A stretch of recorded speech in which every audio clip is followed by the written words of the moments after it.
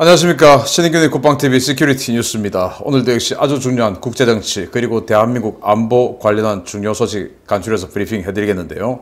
북한 정말 참 황당합니다. 그리고 미국에서 특수부대의 거의 상징이라고 할 수 있는 데브그루 팀이 어마어마한 훈련을 했는데 알려드리겠습니다.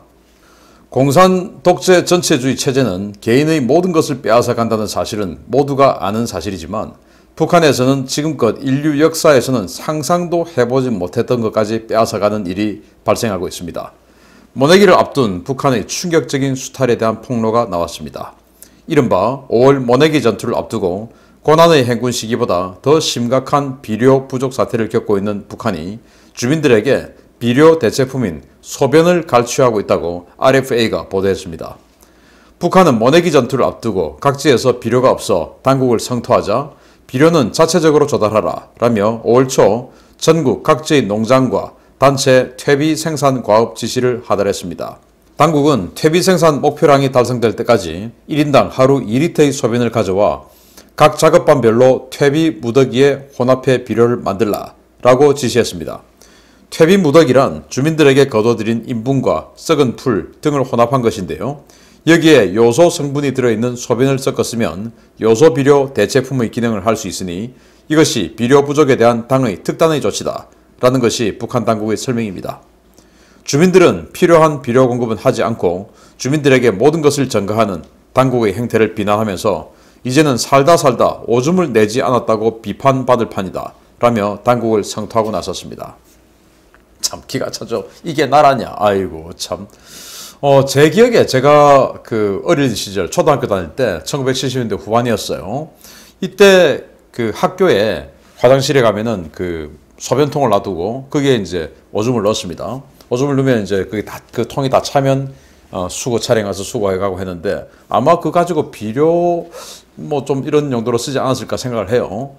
저희 때는 초등학교 제가 부산에서 나왔으니까 초등학교 전체 학생 수가 한 5,000명 정도 됐어요. 그 중에 한 40%는 여자, 60% 남자 이 정도 되겠죠. 그래서 여튼 여자 화장실 안 들어가서 모르겠는데 남자 화장실 전부 이제 소변통들이 다 있어서 오줌을 다 그렇게 놓았습니다.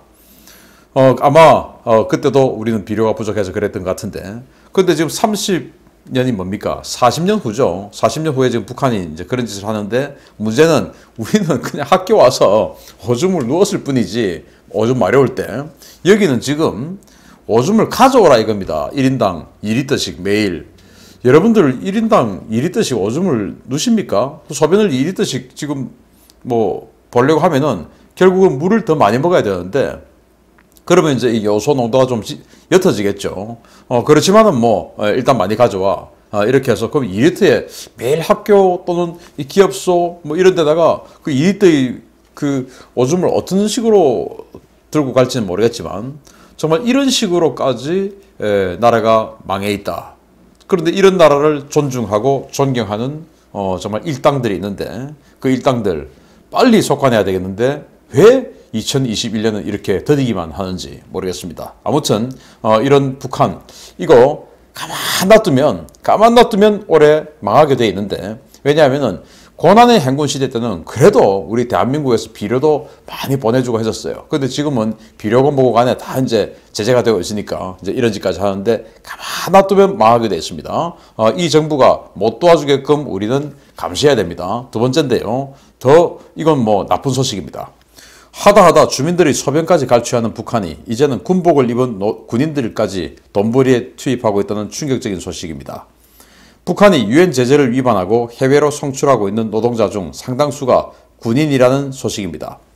최근 북한이 중국과 중동 등지로 송출하고 있는 해외 송출 노동자 대부분이 현역 군인, 즉 하급 병사들이라고 데일리 NK가 평양 소식통을 인용해 보도했습니다. 매체는 최근 선발되어 해외에 송출되고 있는 노동자 중 상당수가 군인인데 이들 중 90%는 하전사들이고 나머지 10%는 이들을 관리하고 통제할 군관들이다 라고 전했습니다. 당국이 군인들을 해외 송출하는 이유는 돈 때문인데요. 일반 민간인을 노동자로 송출할 경우 가족들을 건사해야 하기 때문에 노동자 임금의 60%밖에 착취할 수 없지만 부양가족이 없고 급여의 개념이 없는 하전사의 경우 최소 유지 비용만 빼면 모든 임금을 빼앗아 올 수 있기 때문입니다. 실제로 데일리 NK는 이렇게 송출된 군인들은 임금의 95%를 충성자금으로 갈취당한다고 전했는데요. 나머지 5%는 현지에서 생존에 필요한 최소한의 식량과 생필품 구매 자금이기 때문에 해외 송출 군인들은 사실상 노예 상태에서 노동력을 착취당하고 있는 상황입니다. 이렇게 파견 나간 군인은 건설부대인 인민무력성 제7총국과 제8총국 산하 부대로 중국과 러시아, 몽골, 시리아, 카타르, 이집트, 쿠웨이트, 이란 등에서 일하고 있는 것으로 알려졌는데요. 북한의 노동자 송출 자체도 불법이지만 군인을 해외에 파견하는 행위를 제재하기 위한 국제사회의 대응이 필요하다는 지적도 나오고 있습니다. 참 기가 차죠. 지금 그런데 유엔 안보리 제재 결의안에 의해서 북한의 노동자가 해외에 갈 수 없습니다. 가게 되면 그 북한 노동자를 파는 그 해당 국가도 제재를 받게끔 돼 있어요. 그런데 지금 이 평양 소식통에 따르면 중국, 러시아, 이란, 시리아 이런 이 친중, 친러 이 불량 국가들 여기도 그렇지만 몽골 그리고 쿠웨이트, 카타르, 이집트 이런 친미 국가들까지도 지금 북한 이 노동자를 받고 있다.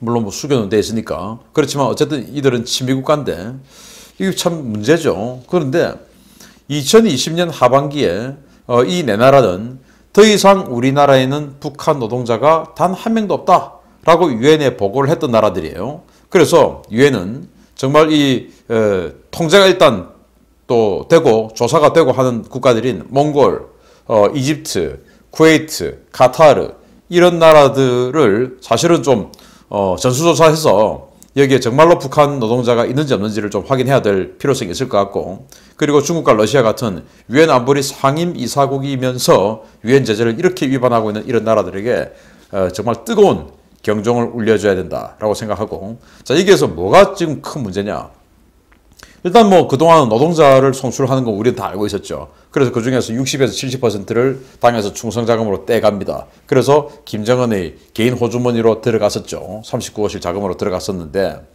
이제 이렇게 해보니까 얘들 일단 가족이 있는 노동자를 데려갔어요. 왜냐? 가족이 있으니까 현지에서 탈북을 하지 않을 가능성이 높다는 거죠. 왜냐? 가족이 북한에 있으니까 가족 놔두고 자기 혼자 탈북한다? 이건 좀 확률 떨어진다. 그래서 이제 가족을 인질로 잡아놓은 그런 가장만 보냈는데 문제는 이 가족들에게 송금을 해줘야 되니까 30, 40%는 남겨놓고 60%, 70%만 뺏을 수 있는 겁니다. 그래서 지금은 유엔 제재 때문에 마구마구 보낼 수 없으니까 한 명 한 명 정말 숨겨서 보내야 되는데 이렇게 많은 부분을 자기 애들이 못 뺏으니까 아깝다. 자 그러면 어차피 밥만 주면 되는 애들 보내자. 군인 그 중에서도 하전사 애들 보내. 해가지고 그 20대 초반의 어린 하전사들을 우리로 치면 이제 병사들, 사병들이죠. 그런 젊은이들을 해외로 보내고 밥만 먹여주는 거죠. 그래서 거기서 노동만 하고 거기 95%를 김정은이 개인 자금으로 가져간다. 이건 뭐 21세기에 17세기나 있을 법한 이런 짓거리를 벌이고 있으니까 이거 빨리 북한 인권 관련해서 이거 빨리 해소시켜줘야 됩니다. 그래서 이런 문제들을 우리가 해결하기 위해서 북한에 정보를 보내고 이렇게 하는데 그 정보를 보내는 박상학 대표 같은 사람 지금 이 대북전단금지법에 의해서 지금 박상학 대표 사무실을 압수수색했다고 하지 않습니까? 반드시 이런 정권은 우리 대한민국 국민뿐만 아니고 전 세계가 문재인 정권 같은 이런 인권 탄압 정권은 세컨더리 보이콧 아니라 국제 제재를 해야 되지 않나라고 생각합니다. 아무튼 북한이 지금 이런 상황인데 이런 상황 속에서 미국 최강 특수부대 네이비실의 최강 부대인 데브그루가 뭔가 이상한 일을 하고 있습니다. 빈라덴 제거 작전 넵튠 스피어로 유명세를 탄 미 해군 네이비실의 최정예 특임 부대인 팀6 데브그루가 지난 주말 넵튠 스피어 작전 때와 같은 대규모 합동 작전을 모의한 대대적인 훈련을 실시했다는 소식입니다. 이번 대상은 누가 될지 주목입니다. 미 해군 특수부대 네이비실 안에서도 최정예로 평가되는 해군 특수전 개발단 일명 팀6 데브그루가 지난 주말 버지니아에서 육해공 전력이 참가하는 대규모 침투 작전을 훈련했다고 더 드라이브가 현지 시각 9일 보도했습니다. 이번 훈련은 버지니아 댐넥 인근의 해안과 호수, 강안에서 대대적으로 이루어졌는데요. 인근 주민들은 하늘을 덮은 대규모 헬기 무리의 스케일에 놀라 사진을 찍으며 관련 정보를 공유했습니다. 현지에서 촬영된 사진을 분석한 결과 팀6 주둔지 바로 근처에서 실시된 이번 훈련에는 육군 제160 특수작전 항공연대 소속의 MH-47 그리고 MH-60, MH-6 리틀버드 헬기가 동원되었고 해당 헬기들에는 병력들이 모두 탑승한 상태였는데요. 주목할 만한 것은 이들 헬기에는 미니건은 물론 2.75인치 로켓탄 발사기까지 장착되어 있었습니다. MH-47은 특수전 보트를 운용하는 스윅의 스텔스 보트도 슬링해 저고도로 침투했는데요. 특수부대 병력들이 대거 침투한 목표 지역 인근에는 C-17 수송기가 중장비로 보이는 다수의 화물을 낙하산으로 투하했습니다. 이러한 유형의 침투 작전은 중무장한 적의 거점에 침투해 일대를 장악하고 목표물을 제거 또는 탈취하는 전형적인 강제 진입 작전의 형태였는데요. 티어 1부터 티어 2까지 수십 대의 헬기가 중무장하고 들어갈 만한 곳이 과연 어딜지 향후 추이가 주목됩니다.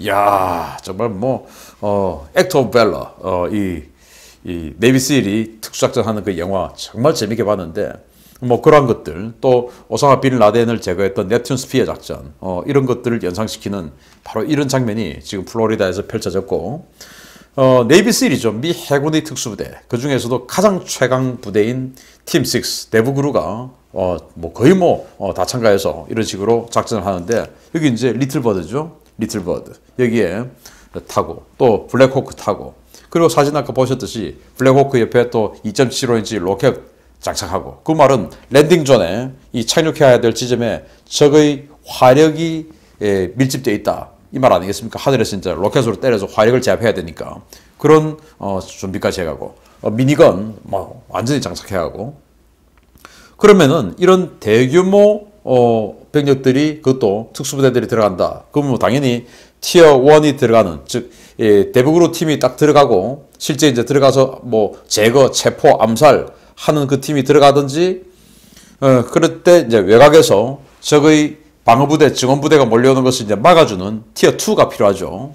그래서 우리가 블랙호크 다운에서 봤을 때, 그 영화에서 봤을 때 티어 1이 델타 포스가 들어갔고, 그리고 티어 2로 레인저들이 이제 외곽에서 에워싸서 이제 방어를 해줬는데, 그런 것들처럼 이제 여기도 그렇게 하겠죠. 그래서 대북으로 팀들이 들어가고 그 외곽을 이제 에워싸는데, C-17 전략수송기에 와서 또 낙하산 4개씩이나 매단 그런 화물을 또 투하를 해줬어요. 그 말은 중화기는 이런 식으로 가져갈 수 없으니까 어마어마한 무거운 중화기를 내려줬든지, 아니면 버기카 같은 이런 것들을 내려줬든지, 이런 식으로 해서 이제 그런 중화기나 그런 기동 차량 같은 것들도 내려주고, 이렇게 하는 겁니다. 그러면은 중화기를 내려주었다라고 하면은 이 랜딩존 지역에 적의 전차까지도 있을 것을 염두에 두는 것이고, 그리고 버기카는 랜딩존 지역에 들어가서 이동해야 할 거리가 많다. 그리고 탈출할 때 또 탈출해서 합류해야 할 지점까지 멀다라고 할 수가 있죠. 그리고는 MH-47 치누크가 이런 식으로 스텔스 보트를 매달고 와가지고 내려줬는데, 스텔스 보트는 이제 강한에서 활동하는 네이비실의 스윅 부대들이 이제 이렇게 사용하는데, 여기 미니건하고 어마어마한 화력들이 달려 있어요. 강에서는 최강입니다. 그래서 저는 이렇게 생각합니다. 이게 지금 이란이나 또는 중국, 북한, 여기가 미국이 군사작전을 할 개연성이 높은 곳인데, 중국의 이 네이비실 대북그루들이 대규모로 들어간다? 사실 상상하기 힘들죠. 그럼 이란이냐, 북한이냐? 그런데 이렇게 보트가 들어가서 작전한다? 그렇게 되면 결국은 북한이 아니냐? 왜냐? 청천강 연안을 따라서 올라가면 그게 바로 영변 핵시설이 있고, 그게 북한의 핵무기들이 있고 핵탄두가 있고 하기 때문에 그런 것들을 타격하고 수거해오는 이런 작전을 하는 것이 아니냐. 자, 그래서 이 영변에서 하류 지역에 댐이 하나 있어요. 그 댐 밑으로까지만 내려오면 이 보트를 타고 바로 그냥 서해바다로 탈출할 수 있거든요. 자, 그런 식으로 해서 이제 탈출하고 회수하고 이런 작전을 하는 것이 아니냐라고 생각이 되고, 오늘 문재인 대통령이 말도 안 되는 취임 4주년 해가지고 이런저런 이야기 했는데, 제가 내일 아침에 아주 상세하게 말도 안 되는 걸 하나하나 다 분석해 드리겠습니다. 그런데 오늘 간단히 말씀드리면 그냥 자화자찬, 아전인수, 이렇게 그냥 말장난 좀 하고 말았는데, 바이든의 외교 정책에 대해서 아주 긍정적으로 이야기했는데 웃기는 소리죠. 이런 식으로 준비하고 있다. 그리고 바이든의 외교 정책 내일 아침에 제가 확실하게 해드리도록 하겠습니다. 네비실의 최강부대 대북으로 과연 표적이 어딜까요? 이란 아닌 것 같습니다. 지금 북한이었으면 좋겠습니다. 영변으로 바로 들어갔으면 좋겠습니다. 마치겠습니다. 감사합니다.